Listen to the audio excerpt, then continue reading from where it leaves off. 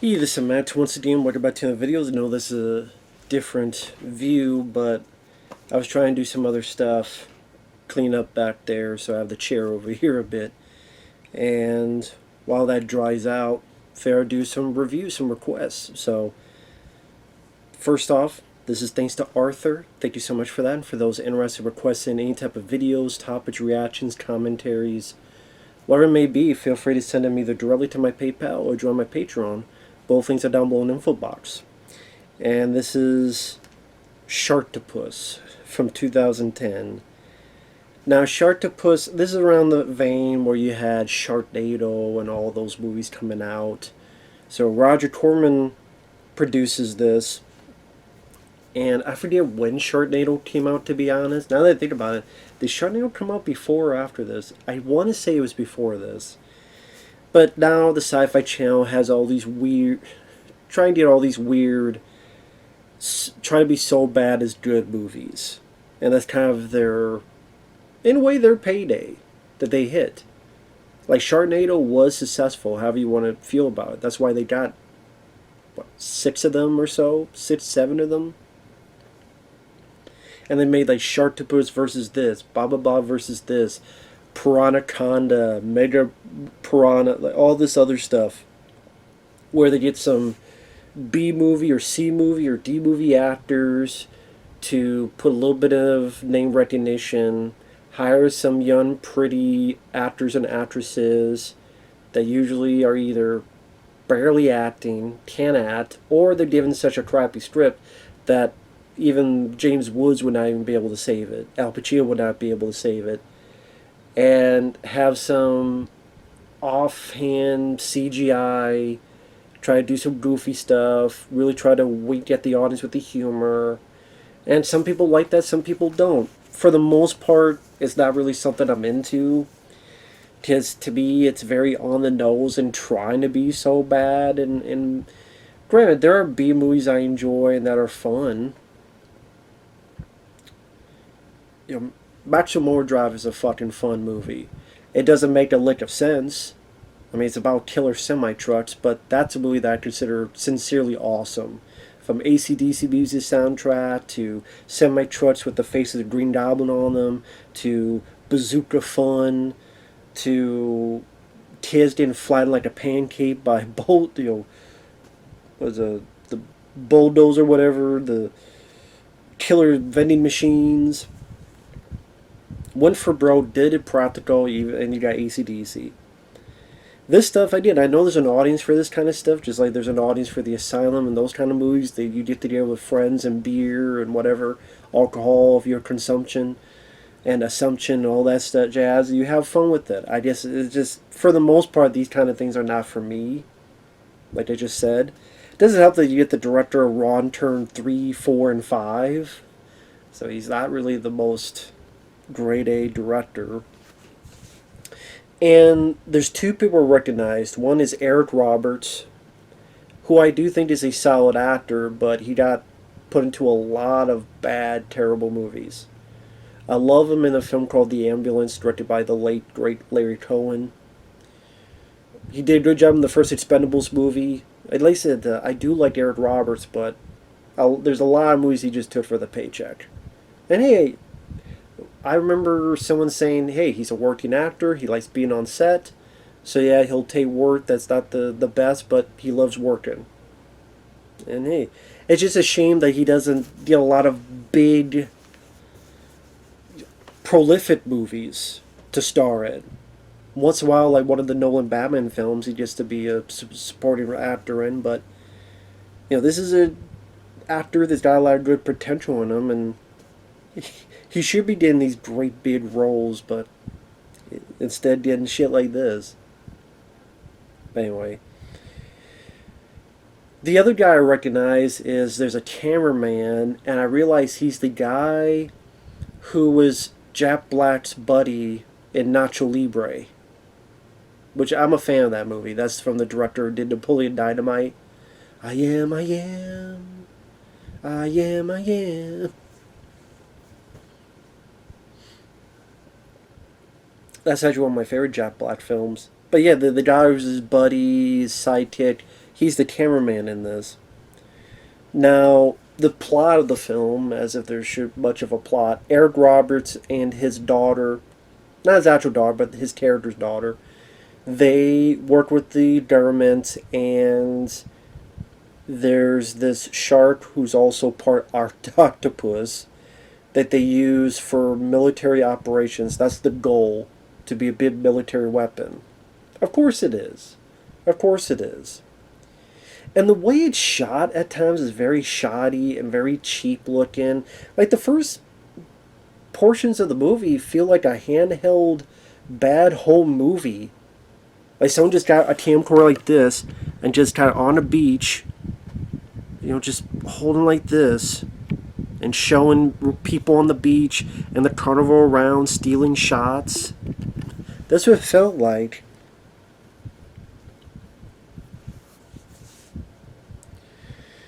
And there's some dialogue that I'm sitting there going, maybe they're purposely writing this dialogue to be bad? Come swim with me. In the ocean? I'm like, no, in a bathtub. Swim with me. In the ocean? There's fish out there. Wow, there's fish in the ocean? I didn't know that. Dude's at fucking 11, lady. So this actual... A regular shark is chasing this girl in the water, but she gets saved by the Sharktopus. And I will admit, it's a goofy, silly, dumb idea, but I can understand in a B-movie sense the fun appeal of a shark that's also an octopus. As stupid and goofy as it is, because, okay, yeah, it's being used as a weapon. It grabs a shark, the regular shark, takes it over and eats it, and then later on... That's maybe the few positive points I could give it. At least you do see a lot of the shark, and those can get some funny moments out of it. So you see its tentacles walking on and grabbing people and then biting into them, or grabbing a person and holding them by their arms and they take a bite out of them, climbing onto boats. It's not one of those movies where you barely see it. No, they show it up front and center. And so if it gives you your title and a good chunk of it with a good chunk of body count, yes, the CGI is... Calling it dodgy would be a compliment. But if you want to see a shark that's also an octopus and grab and eat people, you did a good chunk of it. So...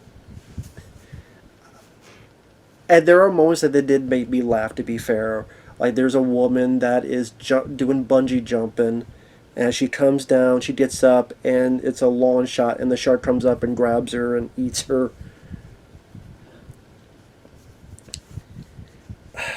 But when those are not on screen, it's actually a rather dull, boring affair. And that's the problem with a lot of these movies, is that, okay, the goofy gimmick you're watching to laugh at, when that's not on screen, then what do you have?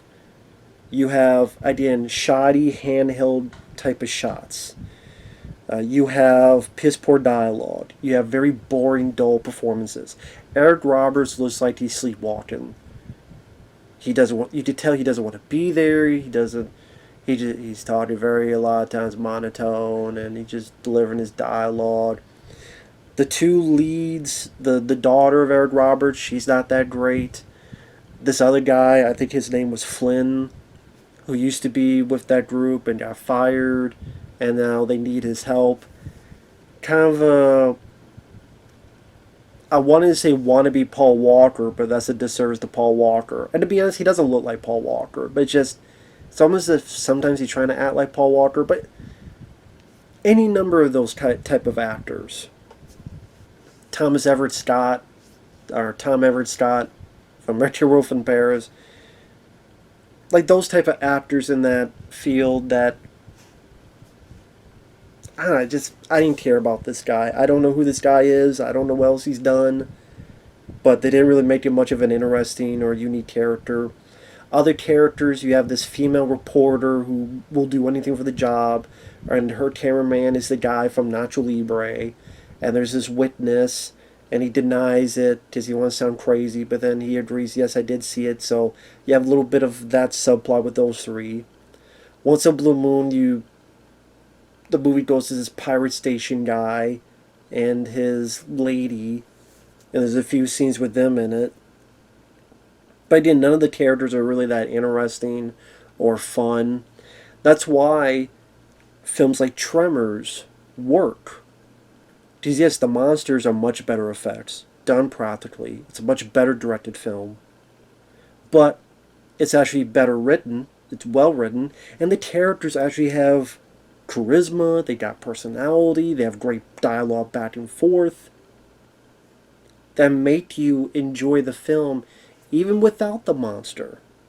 And that's the great point of a movie like this. If you can enjoy the film, even if the monster doesn't pop up, that's the makings. Leviathan from 1989. That's one of the reasons why I love that film. It's fun to watch that movie even without the monster, and the monster's a great bonus. Same with Tremors.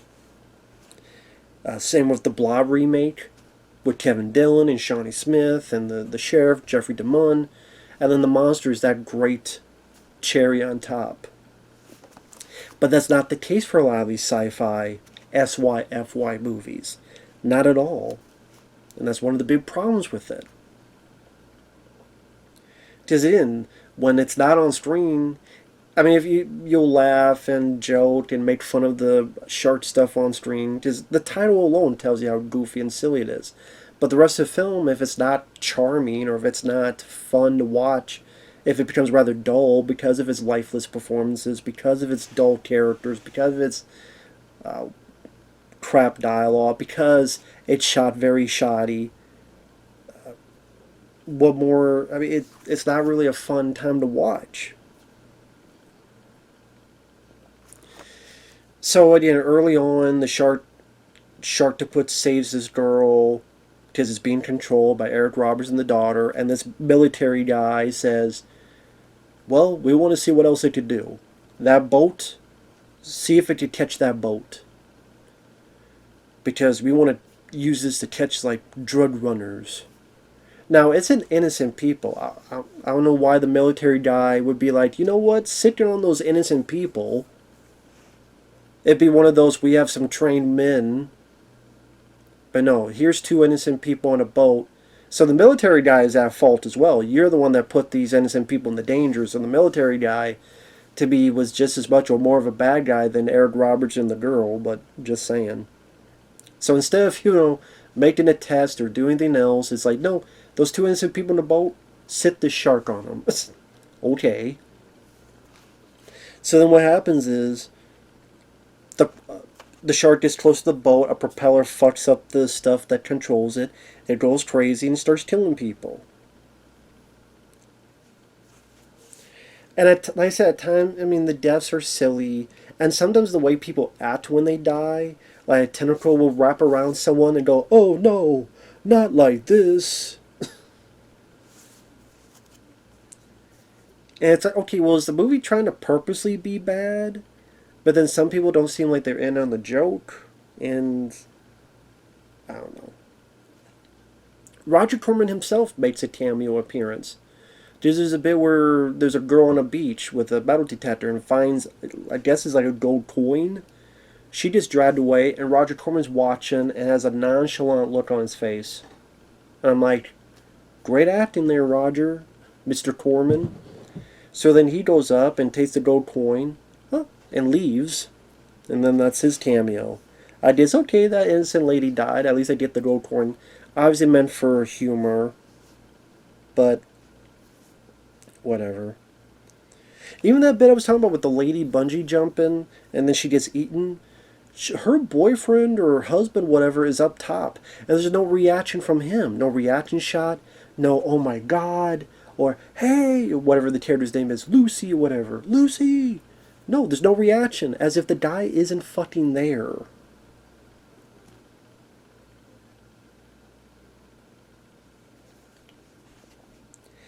And there's literally a point in the film that seems like they're just mocking the audience watching the movie.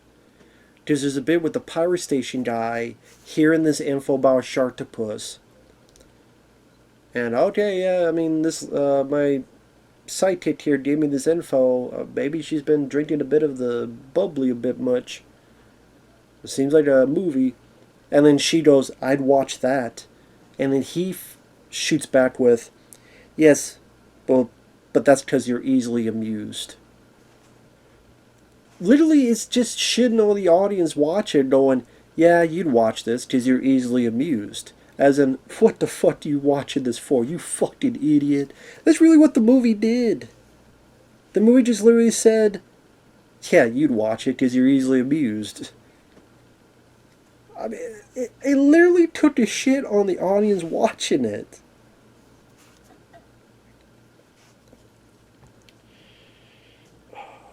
And, like, again, the lead guy, Flynn, and the other, like, there's no... The guy looks like he's from, I don't know, any number of Abercrombie and Fitch commercials, or would have been something on one of the WB, CW type of shows, like the third or seventh on the call sheet. Sorry, just nothing to the guy, nothing to the girl.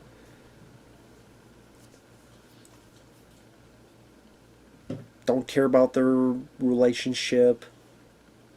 The daughter finds out that her dad, Eric Roberts, altered the DNA more so than they already did. As he puts it, it was a hunter, but we needed a killer. So that's why now he's just going out killing people. And yeah, now he's acting like a serial killer. Like, spoiler alert, it gets to a point where it's attacking the girl and Eric Roberts saves his daughter, but then it grabs Eric Roberts and just puts a tentacle, boom, into his neck. Doesn't eat him, doesn't rip him apart, just tentacle right into the neck, leaves him there and leaves. Okay, he really is acting like a serial killer, shit. And then Eric Roberts, apologizes to his daughter, dies. Like, here's the thing. If you don't have Eric Roberts, have him be the star of the lead and have him go fucking batshit crazy. Like The Ambulance with Larry Cohen. You got Eric Roberts. Just have him go absolute bonkers crazy. Even that, what was those bad Lifetime channel movies I saw where he played a doctor? It was kind of fun to watch him because Eric Roberts was crazy and having fun. Have him go nuts and be the hero. A charming, charismatic, talk shit hero, like. But no, we can't have that. Like I said, the shark's in a lot. It's stabbing other people's throats. It's climbing on boats. It's doing this and that. People just introduced to get killed. Like this group of people. One of the ladies goes, "I'm super thirsty. I'm super stupid thirsty." Yeah, we don't be thirsty on your own blood because you just die, lady. Until ultimately, most of the characters die. The reporter lady, the one guy from Nacho Libre, he dies off screen, so you don't even see his death. The reporter lady gets grabbed by her arms, and it uses a tendril to stab through her, and then kind of just throws her. The lead guy shoots something, the girl goes on computer, is able to blow it up, the two get away, the movie's over. Nothing in terms of music, direction that really stands on point. I guess if you're just absolute sucker for these sci-fi, wanty movies of this nature, you'll see it regardless of what I say. But, again, the Sharktopus, at least they have it doing a lot. At least it's a movie under, well, about 90 some minutes, give or take. I think a little bit less than that, so there's that. And it gave me a couple laughs. And it's nice to see Eric Roberts in there. Granted, he's giving a very bored performance. Why you didn't just have him be the lead and have him, kick some ass and have some fun dialogue? And why can't we incorporate that stuff into it? Why do so many of these sci-fi channel films take the star that people know. Give them a supporting role. Maybe because they feel they can't afford them for longer than that. Maybe that's why. Just like, okay, we're gonna shoot this guy in like 2-3 days. That's all we can afford him for. So get these younger people that are a lot cheaper. Well, you get what you pay for. You get what you pay for, because a lot of these younger actors and actresses, I'm sorry, it's just they're not the best, and then the dialogue isn't the best either. So you get just most of these movies run the mill, forgettable folks that you just don't care what happens to them.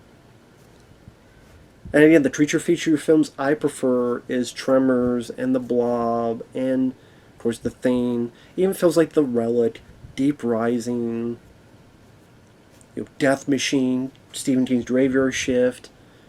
They have a lot more merit to them in terms of, again, filmmaking, or like Death Machine has a very fun, quirky sense of humor. And you got crazy Brad Dourif, and I like the lead lady in that. I like some of the activists. I forget the actors' names. They're fun, quirky characters. There are ways to do this and have a good old time, but I'm putting more thought into it than some of these people are, to be honest. But with that said, thanks for watching. Take care. At the end of the day, was I a fan of this film? No. Is it the worst thing I've seen? No. Sadly, I've seen a lot worse shark films. Ouija Shark and Shark of the... What was it? Shark of the Corn? Like, those are even much, much, much more low budget and much, much, much more boring and much, much, much more incompetent. And that's sad that Sharktopus is a much more competent movie than a lot of films I've seen. Because again, Ouija Shark, and trust me, I may give this a low score, but there's sadly a lot worse movies. Because at least, again, one thing I'll give the director credit for, and to repeat on, at least he knew to use the title creature a lot, and to get some chuckles and fun out of that. And they have pretty beaches, pretty babes, things of that nature on a location shoot. Oh. They shoot some decent locations. But, yeah. As a no stupid, downbeat, out of the blue, what the fuck ending, it kind of stays the course and being its, weird to say, predictable nature of itself. And you know what, that actually sometimes works better in these type of movies. But that's why I can't really get a lot of rage out of this, because I'm like, have you seen Sharks of the Corn or Regis Shark? Exactly. So, we'll see you later. Bye-bye.